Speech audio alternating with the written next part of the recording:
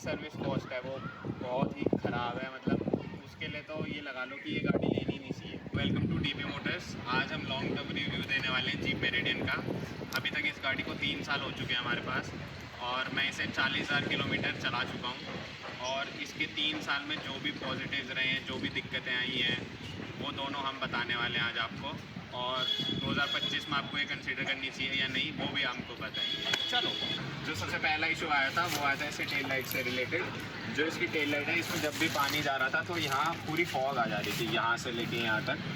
तो ये फिर हमने इशू सर्विस सेंटर में बताया, तो सर्विस सेंटर वालों ने फ्री ऑफ कॉस्ट हमारी पूरी टेल लाइट रिप्लेस कर दी थी। उसकी कॉस्ट अराउंड 50,000 थी और हमसे एक भी पैसा नहीं लिया था, क्योंकि इसमें 3 साल की वारंटी में वो कवर कर दिया था। जो इसका सेकंड इशू था वो था, जो हमें लग रहा था वो बैटरी से रिलेटेड लग रहा था, क्योंकि गाड़ी हम एक बार मतलब पहाड़ों में ले गए थे तो वहाँ स्टार्ट नहीं हो रही थी। तो वहाँ हमने RSA वालों को बुलाया, फिर उन्होंने जंप स्टार्ट करा। उसके बाद जब हमने ये गाड़ी दिखाई सर्विस सेंटर पे, तो उन्होंने बताया कि इसकी जो ऑल्टरनेटर है उसकी एक पुली चेंज होनी थी, वो पुली उन्होंने चेंज करके दी, वो भी फ्री ऑफ कॉस्ट। बाकी इसमें नेगेटिव्स बस 2 ही थे जो हमें दिक्कत आई है। अब बात करते हैं पॉजिटिव्स की। इसमें सबसे पहले राइड क्वालिटी गाड़ी की, इसमें फ्रीक्वेंटली सेलेक्टिव डैम्स आते हैं आपके सस्पेंशंस FSDs, उससे जो राइड क्वालिटी है वो बहुत बढ़िया हो जाती है। गड्ढे अड्डे बहुत कम फील होते हैं गाड़ी में। और बाकी हैंडलिंग गाड़ी की बहुत अच्छी है, बिल्कुल भी बॉडी रोल नहीं है। आप अगर कट वट मारते हैं तो आपको ये फील नहीं होता ज़्यादा कि आप एक SUV चला रहे हैं, एक 7 सीटर SUV चला रहे हैं। की बात करें गाड़ी के फ़ीचर्स की, तो सारे फीचर ज़्यादातर आ जाते हैं इस गाड़ी में। जैसे कि अगर मेरे को गाड़ी ओपन करनी है, सारी गाड़ियों में रिक्वेस्ट सेंसर दिया होता है, बट इसमें एक अलग सेंसर है, बस आपको हाथ डालना है, गाड़ी अनलॉक हो जाती है जैसे अभी होगी। तो रिक्वेस्ट सेंसर की भी नीड नहीं पड़ती है। रनिंग और मेंटेनेंस कॉस्ट की, तो जो फ्यूल एफिशिएंसी इसकी निकल के आ रही है सिटी में वो है 8 to 10 किलोमीटर पर लीटर, और हाईवे पे 15 तक ये दे देती है अगर एकदम क्रूज़ कंट्रोल में लगा के चलो 80 to 90 की स्पीड से। और जो इसकी सर्विस कॉस्ट है वो बहुत ही ख़राब है। मतलब उसके लिए तो ये लगा लो कि ये गाड़ी लेनी नहीं चाहिए, सर्विस कॉस्ट इतनी ज़्यादा बेकार है इसकी। अब बात करते हैं सर्विस कॉस्ट की।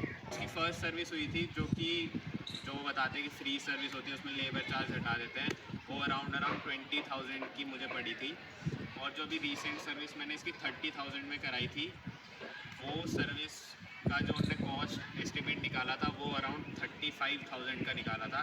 वो कट कुटा के हमने चीज़ें हटाई तो वो अराउंड 28,000 आया था। बट उसमें एक बहुत मेजर इशू आया था कि उन्होंने बताया इसके ब्रेक पैड्स घिस चुके हैं, वो चेंज होंगे पूरे।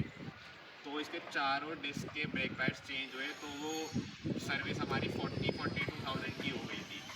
तो अगर 30,000 में इसके ब्रेक पैड्स ही घिस गए, मतलब इतनी जल्दी कैसे घिस सकते हैं।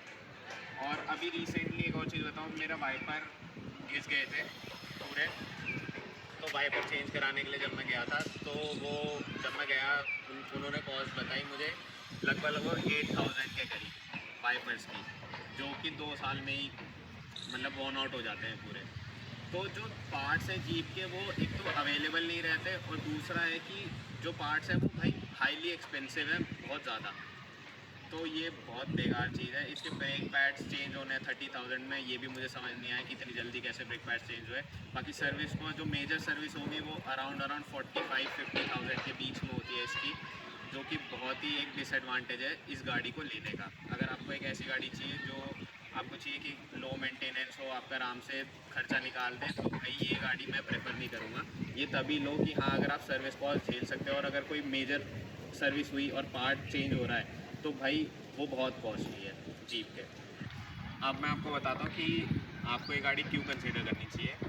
पहला जो सबसे मेन रीज़न है वो है सेफ्टी, जो कि सबसे पहले आपको देखना चाहिए कोई भी गाड़ी लेने से पहले। तो सेफ्टी वाइज जीप कभी भी कॉम्प्रोमाइज़ नहीं करता है। जैसे और ब्रांड्स होते हैं कि भाई दूसरे कंट्री में आ रहे हैं तो उनके नॉर्म्स के हिसाब से सेफ्टी कम करते हैं, बट जीप ऐसा नहीं करता है। और दूसरा फीचर्स, टच एंड फिनिश चीज़ों की बहुत बढ़िया है। आगे डैशबोर्ड पूरा लेदरेट है, और बाकी उसमें हर जगह सॉफ्ट टच है। और तीसरा 4x4 सिस्टम। इसका 4x4 सिस्टम लगभग ऑल व्हील ड्राइव सिस्टम ही है, बट वो ठीक है, कैपेबल गाड़ी है। अब अंदर चलते हैं।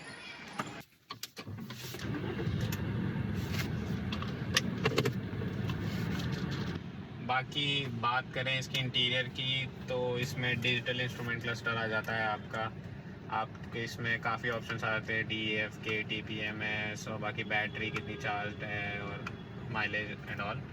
और बात करें इसके लेदर की, सॉफ्ट टच है, यहाँ सॉफ्ट टच है पूरा, साइड में इधर भी सॉफ्ट टच है, और इवन पैसेंजर साइड भी आपका पूरा सॉफ्ट टच दे रखा है। पैसेंजर साइड आपके लॉक और अनलॉक के भी कंट्रोल्स दे रखे हैं इस गाड़ी में।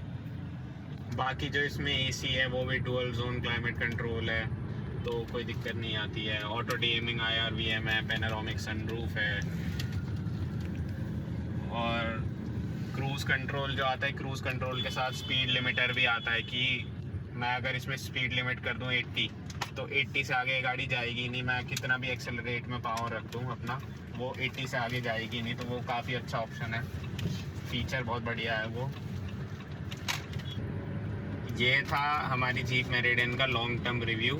बाकी अगर आपको वीडियो पसंद आई हो, जेन्युइन लगा हो, तो लाइक, सब्सक्राइब और शेयर करिए, और बेल आइकन को दबाइए ठोक।